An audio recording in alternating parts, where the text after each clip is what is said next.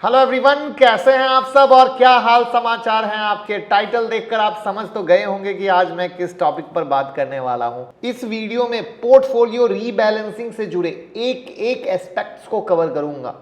जैसे portfolio rebalancing क्या होती है, ये आपके लिए क्यों इंपॉर्टेंट है, पोर्टफोलियो रीबैलेंसिंग कैसे करना चाहिए, एक इन्वेस्टर को एक साल में कितनी बार पोर्टफोलियो को रीबैलेंस करना जरूरी है। हर एक चीज एक बिग आई ओपनर वीडियो। जो लोग पोर्टफोलियो बनाते हैं उन्हें वो दुनिया दिखेगी जो उन्होंने कभी नहीं देखी, ये भाई वाला प्रॉमिस है। तो आज अगर आप एक इन्वेस्टर हैं, पोर्टफोलियो रीबैलेंसिंग को समझना चाहते हैं, तो ये सिर्फ आपके लिए है। तो मैं मुकुल अग्रवाल आपका आप ही के यूट्यूब चैनल में स्वागत करता हूं। जो भी नए लोगों चैनल को सब्सक्राइब करें, बेल आइकॉन हिट करें, रात के 8:30 बजे का शो कभी मिस ना करें, जहां देते हैं कुछ ट्रेड हमारी फैमिली कमा सके।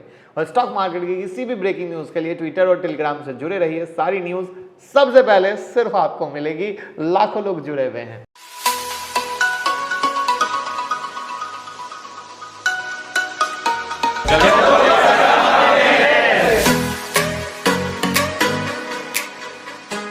सबसे पहले आपको यह जानना है कि पोर्टफोलियो रीबैलेंसिंग क्या होती है। पोर्टफोलियो रीबैलेंसिंग एक टेक्निक है जिसके थ्रू एक इन्वेस्टर अपने इन्वेस्टमेंट को मेंटेन करता है। आइए इसे एक एग्जांपल से समझते हैं। दुनिया के ज्यादातर इन्वेस्टर 60-40 एसेट लोकेशन को बेस्ट मानते हैं, यानी पोर्टफोलियो में 60%, यानी इक्विटी में 60% और डेट में 40%। अब एक एग्जांपल मान लीजिए कि आपने पिछले साल इसी महीने 100 रुपए को 60-40 किया। ठीक है, कैसे करोगे?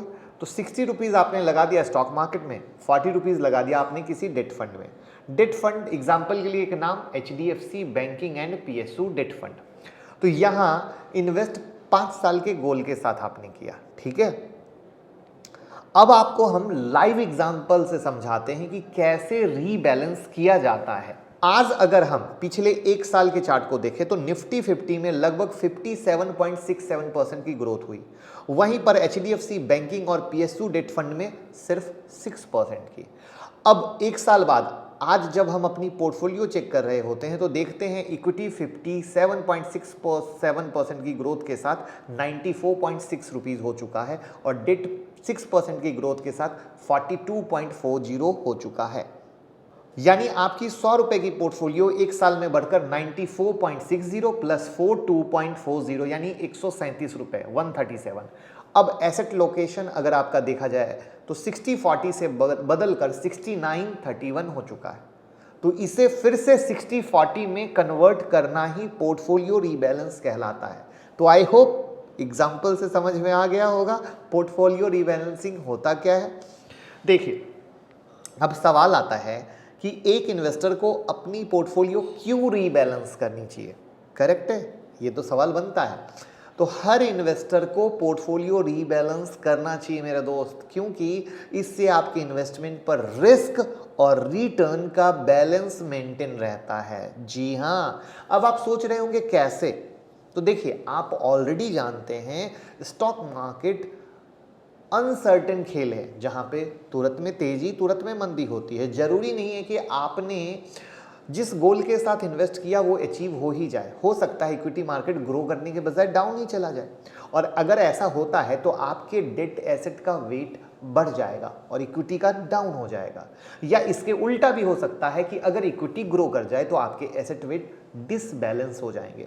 रिस्क और रिटर्न के चांसेस भी उसी तरीके से डिसबैलेंस हो जाएंगे। लेकिन जब इन्वेस्टर रीबैलेंसिंग टेक्निक यूज करता है तो एसेट वेट को एसेट एलोकेशन के मुताबिक बैलेंस करता है, तो रिस्क और रिटर्न बैलेंस वे में मेंटेन रहते हैं। अब सवाल आप करेंगे, पोर्टफोलियो रीबैलेंस की फ्रीक्वेंसी क्या होनी चाहिए। करेक्ट है, कितने कितने टाइम फ्रेम में, तभी तो सही रहेगा। तो देखिए, इसकी फ्रीक्वेंसी आप अपनी सुविधा अनुसार पोर्टफोलियो में कर सकते हैं। आप जब चाहें अपने मुताबिक चेंज कर सकते हैं, कोई रिटन रूल नहीं है। लेकिन जो बिग इन्वेस्टर हैं वो क्वार्टरली, छमाही या ईयरली अपने पोर्टफोलियो को रीबैलेंस करते हैं। बहुत बार बहुत ज्यादा रीबैलेंस करना आपकी इन्वेस्टमेंट पर बैड इंपैक्ट डाल सकता है, क्योंकि जितनी बार आप इक्विटी बाय सेल करते हैं उसके चार्जेस, टैक्सेस, एंट्री, एग्जिट, कई सारे चार्जेस लगकर आपकी ग्रोथ को बैडली इफेक्ट करते हैं। तो मेरा तो मानना है साल भर या 6 महीने सही तरीका है। अब how to rebalance your portfolio, अब फाइनली बारी आती है जिसका आपको बेसब्री से इंतजार कि कैसे रीबैलेंस करें। तो पोर्टफोलियो को रीबैलेंस करने के लिए आपको टाइम और टॉलरेंस सेट करना पड़ता है। अब इसे भी एग्जांपल से समझाते हैं। मान लीजिए 1 जनवरी को हमने 10 लाख रुपए था, उसका 60-40 का एसेट एलोकेशन कर दिया। अब रीबैलेंसिंग के लिए मैंने एक शेड्यूल बनाया जिसमें मैंने डिसाइड किया कि हर साल 1 जनवरी को अपने पोर्टफोलियो को 60-40 के एसेट एलोकेशन के बेस पे रीबैलेंस करूंगा।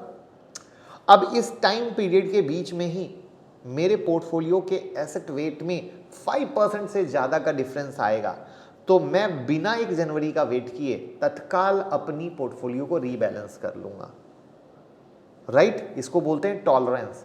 तो पोर्टफोलियो रीबैलेंस को लेकर ये हमारी अपनी सोच और स्ट्रैटेजी है। ज़रूरी नहीं है कि आप भी बिल्कुल इसी तरीके से करें।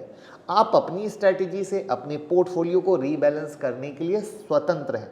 इसमें आपको कुछ फैक्टर जैसे age, risk tolerance, salary allocation, आप इसको भी शामिल कर सकते हैं।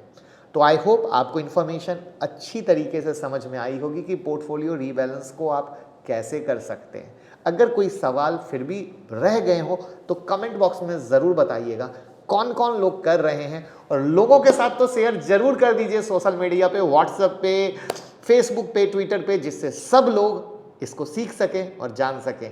Thank you so much.